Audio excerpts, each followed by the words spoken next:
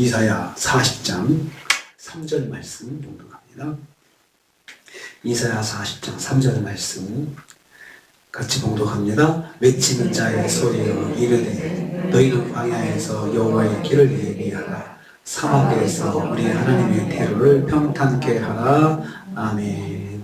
오늘 말씀도 계속해서 하나님의 말씀을 전하는 선지자들이 여호와의 영광의 임재를 선포할 것을 말씀하는 것을 내용을 하고 있습니다. 오늘 말씀은 우리가 잘 아는 요한복음에도 나오는 유명한 말씀입니다. 외치는 자의 소리에 대해서 말씀하셨습니다. 하나님의 말씀을 듣는 언약 백성들을 향한 말씀입니다. 여기서 여호와의 말씀을 외치는 선지자가 전해야 할 주제가 있습니다. 주제 말씀인데요. 한 소리라고 했어요. 한 소리. 여기서 한 소리는 외치는 주체이면서 외침의 내용을 동시에 의미합니다. 우선은 하나님께서 이루실 회복과 구원의 말씀을 한 소리라고 표현했습니다. 동시에 이 말씀은 장차 온 세상의 구원의 역사를 이루실 메시아의 오심에 대한 말씀입니다. 이 말씀에서도 우리는 하나님께서 선지자에게 전할 말씀을 정해 주셨음을 알 수 있습니다. 외치는 자의 소리였지만 외치는 자의 한 소리예요. 정확하게 말하면 한 소리인데 외치는 자는 이 소리를 외쳐라. 이렇게 하나님께서 내용을 정해 주셨습니다. 선지자의 바른 모습은 바로 이것입니다. 하나님께서 정해 주신 말씀만 전하는 사람이라는 사실입니다. 선지자는 한 번도 자기 뜻대로 말씀을 전한 적이 없습니다. 하나님께서 정해주신 내용, 정해주신 주제에 대해서만 말씀을 전하는 사람이 선지자입니다. 그래서 하나님 말씀을 전하는 자는 받은 말씀만 전하는 사람들인 것을 우리는 알 수가 있습니다. 두 번째로 광야에서 여호와의 길을 예비하라 하셨습니다. 여호와의 길은 문자적으로는 여호와께서 만드신 길이라는 뜻하고 여호와께서 걸으신 길이라는 뜻이 있습니다. 하지만 문맥상으로는 바벨론 포로에서 해방되어 고국으로 귀환하게 하시는 하나님의 계획을 여호와의 길이다라고 의미하고 있습니다. 예비하라 하는 말은 거추장스럽고 지저분한 것을 치우고 손님을 맞을 준비를 한다 그런 뜻입니다. 그러니까 예비할 때는 그냥 가만히 있는 것이 아니고 깨끗하게 다 치워놓고 손님을 맞아가지고 기분이 좋게 만들어 놓는 것을 말하는 것입니다. 즉 하나님께서 이루실 구원의 역사를 맞이할 준비를 하라는 말씀입니다. 광야에서 예비하라 그랬습니다. 광야는 최악의 환경입니다. 고난의 환경 속에서라도 하나님의 뜻을 이루고자 힘을 다해야 한다는 뜻입니다. 그러니까 하나님께서 역사하실 그 계획을 우리가 맞이할 때 그냥 좋은 환경이 아니고 광야 같은 환경이라도 거기에서 준비를 해야 한다는 것입니다. 하나님의 뜻을 붙잡는 것은 광야라도 포기하지 않고 나가야 한다는 말씀입니다. 세 번째로 사막에서 하나님의 대로를 평탄케 하라고 했습니다. 하나님의 대로는 하나님께서 다니시는 길을 말합니다. 고대 근동에서는 왕이 어떤 지역으로 들어올 경우 평범하지 않은 길을 닦아서 평범하게 하고 모든 사람들에게 왕의 입성을 알리면서 왕을 영접한 관습과 관련된 표현입니다. 그래서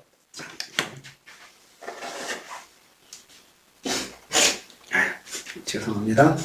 그래서 그 왕의 대로다라고 하면 저기 팔레스타인에 가면은 지금도 고대로부터 왕이 다니는 왕의 대로라는 그 상인들이 다니는 길이 이렇게 양쪽에 있습니다. 그래서 그 길은 주로 왕이 행차할 때도 다니던 길이지만 왕명을 받은 상인들이 이제 대상을 이루어 가지고 가는 길을 왕의 대로라라고 그렇게 했습니다.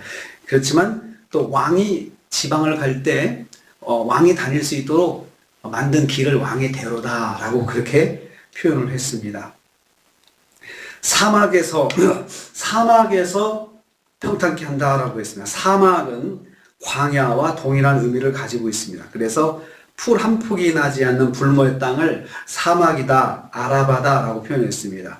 지리적으로는 요단강 주변 에돔 땅부터 홍해에 이르는 사막지대를 광야다, 사막이다 이렇게 표현을 했습니다. 평탄케 하다 이 말은 울퉁불퉁한 것이 없도록 곧고 평평하게 만들다라는 뜻입니다. 그러니까 왕이 지나갈 때 울퉁불퉁한 길이 있으면 안 된다는 거죠.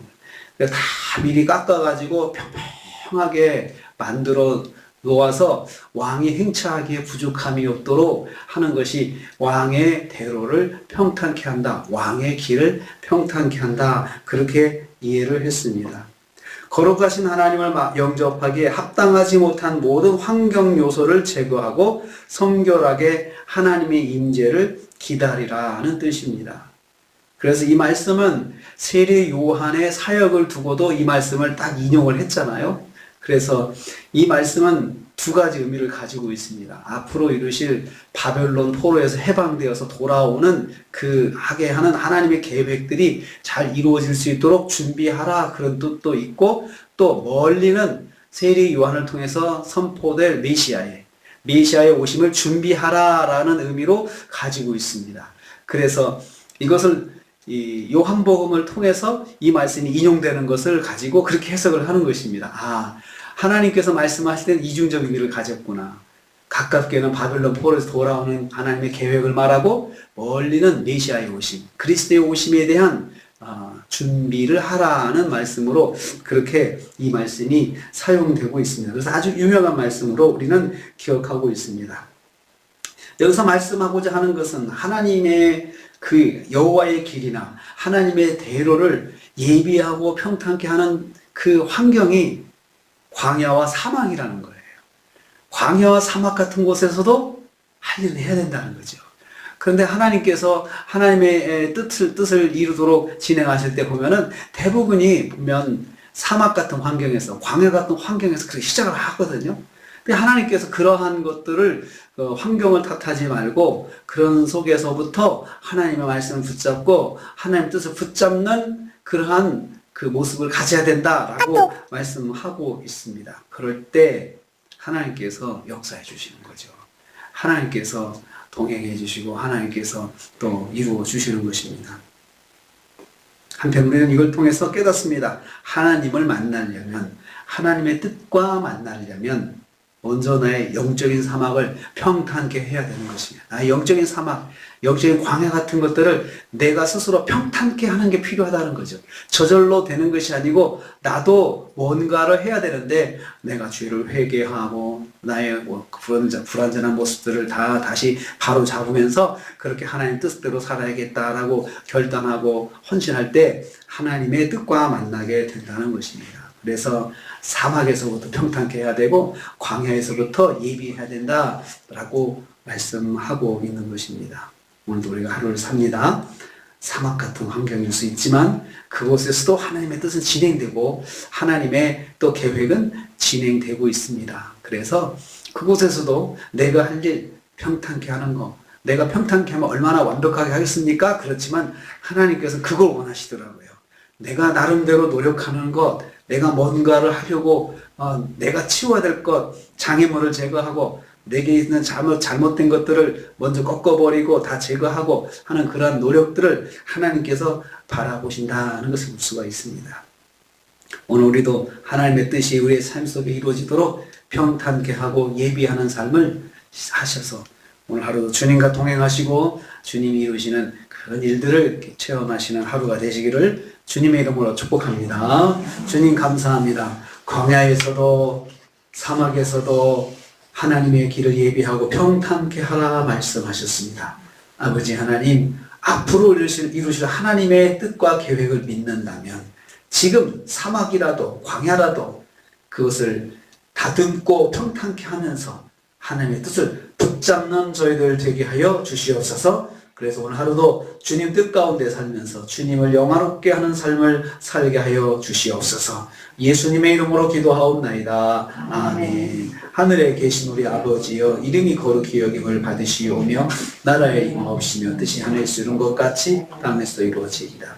오늘날 우리에게 일용할 양식을 주옵시고 우리가 우리에게 주이신 자를 사하여 준 것 같이 우리 죄를 사하여 주옵시고 우리를 시험에 들게 하지 마옵시고 다만 악에서 구하옵소서. 대개의 나라와 권세와 영광이 아버지께 영원히 있사옵나이다. 아멘. 아멘. 감사합니다.